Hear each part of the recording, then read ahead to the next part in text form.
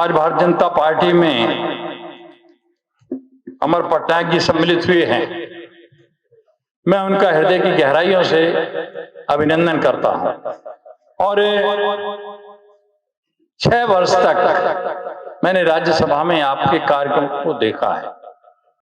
इसी तरह के कुछ लोगों के कारण लंबे टाइम तक नवीन पटनायक जी राज करते रहे और 1 साल से अधिक समय से करीब जब भी अमर पटनायक जी से बात होती थी तब वो यही कहते थे कि देश के लिए, राष्ट्र के लिए मोदी जी को मजबूत करना जरूरी है।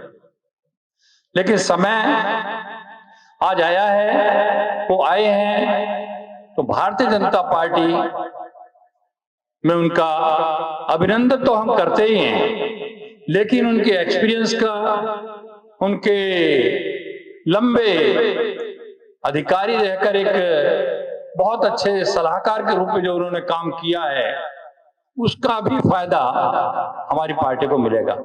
निश्चित रूप से पार्टी उनके इस अनुभव का लाभ उठाएगी और इससे पार्टी को बहुत लाभ होगा।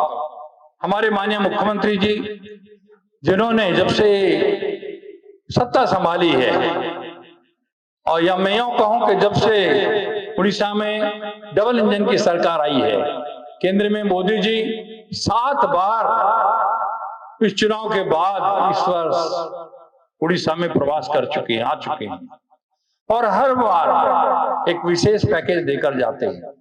अभी अब पिछली बार आए, आपको मालूम है 4 सेमीकंडक्टर पूरे देश में लगने थे, 2 उड़ीसा को देने का काम किया। और यही नहीं, चाहे वो भुवनेश्वर कटक पेरिफेरियल हो या और हो, सब में उन्होंने एक उड़ीसा उनकी प्राथमिकता पर रहा है और इसीलिए वो बार बार हमारे आग्रह पर, हमारे मुख्यमंत्री जी के आग्रह पर यहाँ आते रहे हैं।